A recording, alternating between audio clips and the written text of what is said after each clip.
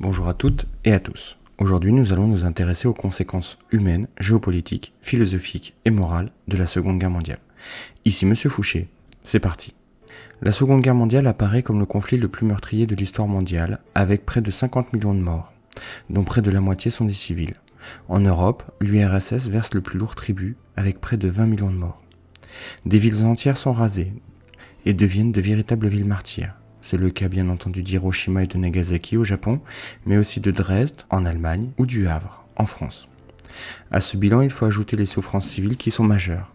Durant la période de la guerre, les rations quotidiennes sont divisées par 2, la tuberculose et le rachitisme sont des maladies qui réapparaissent. La guerre provoque de vastes transferts de population. On estime le nombre de déplacés à près de 30 millions de personnes. Parmi elles, il faut mentionner le sort des déportés pour raisons raciales telles que les juifs et les tziganes, mais aussi les populations envoyées en Allemagne pour travailler au travers du STO. À la fin de la Seconde Guerre mondiale, les vainqueurs donnent naissance à un nouveau monde. Les Alliés, réunis à Yalta du 4 au 11 février 1945, sur les bords de la mer Noire, se mettent d'accord sur le nouvel ordre géopolitique mondial. Après la guerre, l'Allemagne doit être divisée en 4 zones d'influence. Les pays libérés doivent avoir le droit à des élections libres et ils s'accordent sur la mise en place d'une organisation internationale qui aura pour but de maintenir la paix et de promouvoir la coopération entre les peuples. Ce sera l'ONU. Les grands vainqueurs que sont les États-Unis et l'URSS commencent doucement, mais sûrement, à se diviser le monde en zones d'influence. L'ouest de l'Europe, sous l'influence américaine, alors que l'Est, libéré par les soviétiques, restera dans son giron. Cet état de fait présage du futur des relations et le début de la guerre froide. Les grands vainqueurs se mettent d'accord sur le fait qu'il devient impératif de créer une organisation internationale qui devra maintenir la paix et promouvoir la coopération entre les États et les peuples. Lors de la conférence de San Francisco en 1945, les Alliés donnent naissance à l'Organisation des Nations Unies dont le siège est à New York.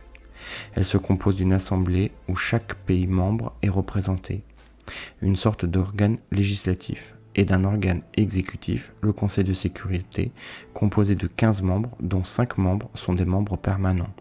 Il s'agit des États-Unis, de l'URSS, du Royaume-Uni, de la France et de la Chine. Ce sont les pays victorieux de la Seconde Guerre mondiale qui, eux, possèdent le droit de veto pour empêcher toute intervention de l'ONU. Enfin, l'Europe est par bien des aspects déclassée. Économiquement, le continent est un champ de ruines. Les villes entières sont rasées et doivent être reconstruites. Les usines sont tournées vers la production d'armements et doivent être réhabilitées. L'agriculture doit repartir. À titre d'exemple, en France, les tickets de rationnement sont une réalité de la population jusqu'en 1949. Les empires coloniaux, la Grande-Bretagne mais surtout de la France, ont réussi à gagner la guerre grâce à l'engagement des populations indigènes qui ont combattu pour défendre la liberté des métropoles et entendent en profiter aussi et accéder à une certaine égalité de droits. Enfin, l'Europe devient le terrain des affrontements entre le bloc de l'Est, les soviétiques, et le bloc de l'Ouest, les États-Unis. Tout d'abord, les attaques systématiques contre les villes inaugurées par le Blitz londonien mais qui se concrétisent par la destruction de villes comme Dresde, Hiroshima et Nagasaki fera la spécificité de ce conflit mondial. Les bombardements de villes ont des répercussions majeures sur les civils et sur leur imaginaire. La Seconde Guerre mondiale a donné naissance à un régime de terreur pour les populations civiles. Horreurs qui ont culminé avec le système concentrationnaire nazi qui sont découverts à la faveur de la libération de l'Europe. Les SS de Himmler se sont immiscés dans chaque pays d'Europe pour créer un ordre nouveau dont les Juifs étaient exclus. Les pays européens se retrouvent divisés entre collaborationnistes et résistants. L'existence d'une arme, aussi destructrice que l'arme nucléaire, frappe les esprits et concourt à la crise morale de la fin de la guerre. La science et le progrès scientifique ont permis à la fois la création des usines de la mort, telles que les camps d'Auschwitz, Birkenau ou de Treblinka, mais aussi la création d'une arme majeure qui peut mettre fin au monde et provoque la remise en cause du progrès et surtout de ses conséquences. Enfin, les vainqueurs, pour tenter de remettre de l'ordre à la fin de la guerre, organisent un procès, qu'ils veulent équitable, de 24 hauts dignitaires nazis survivants.